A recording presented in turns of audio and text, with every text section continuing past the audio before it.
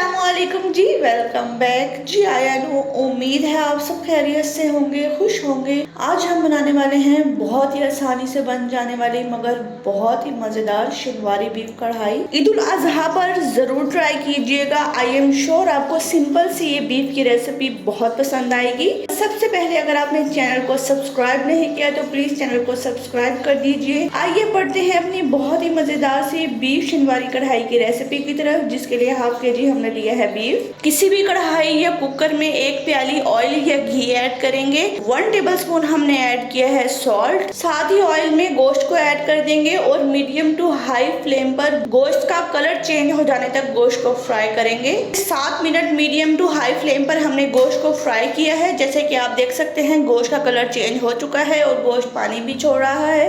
Half के जी beef है तो 6 अदद बड़े टमाटर को दरमियान में से काट कर गोश्त के ऊपर रख देंगे। 1 गिलास हमने इसमें पानी ऐड किया है।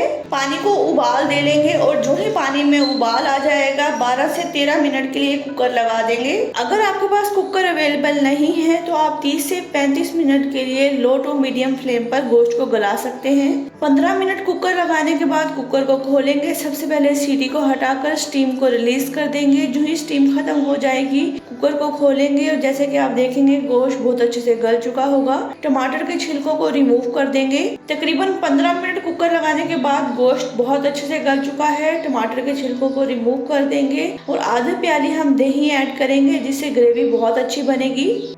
और अगर आप अब तक हमारी वीडियो देख रहे हैं और आपने अब तक चैनल को सब्सक्राइब नहीं किया तो प्लीज चैनल को सब्सक्राइब जरूर कीजिए एंड कमेंट में अपना फीडबैक जरूर दें कि आपको हमारी वीडियो कैसी लगी। आधी प्याली दही ऐड करने के बाद गोश्त को तेज आंच पर बहुत अच्छे से भून लेंगे और दही के पानी को खुश्क कर लेंगे।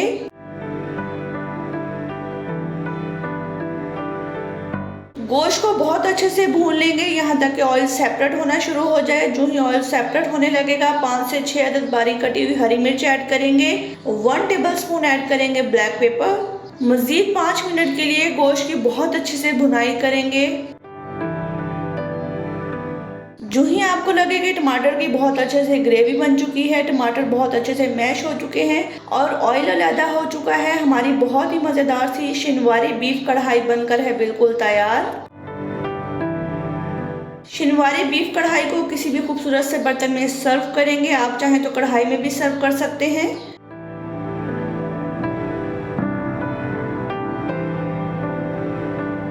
हरे धनिया से गार्निश करेंगे। जरूर ट्राई कीजिएगा। बहुत ही मजेदार और बहुत ही लाइट बीफ शिनवारी कढ़ाई बनकर तैयार हुई थी।